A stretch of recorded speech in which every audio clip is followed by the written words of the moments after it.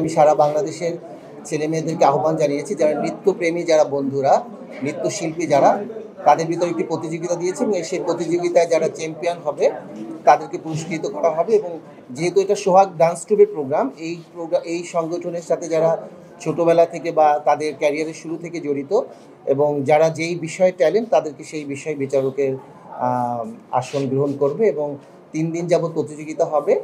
আর প্রায় আমাদের 60 থেকে 64 জন জাজমেন্টে আমাদের এখানে রয়েছে, বিশেষ বিশেষ মানে যার যার অবদান রয়েছে যেই সাবজেক্টগুলোতে। আজকে তো প্রথম দিন, আজকে 150 জনের মতো এসেছে। তো ডে বাই ডে কালকে তারপরের দিন 3 দিনে কতজন আসবে দেখা যাবে।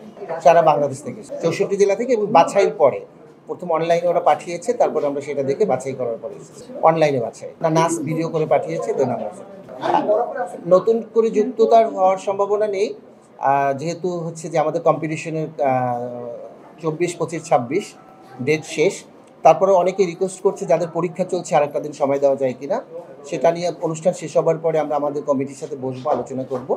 আর তারপরের বছর আবার নতুন করে যখন হবে তখন সবাই নাম দেবে। সবাই ভালো। ওরা আজকে সিনেমার গান ছিল বিশাল, সেখানে সিনেমার গানে বিচারক বসেছে। তো সেখানে সিনেমার নায়িকারা কেমন করে নাচে, নায়করা কেমন করে নাচে, সেটাই ওরা দেখেছে। তো এখন ওরা বলতে পারবে। আমার কাছে তো মনে হয়েছে ঠিকঠাক ছিল সব।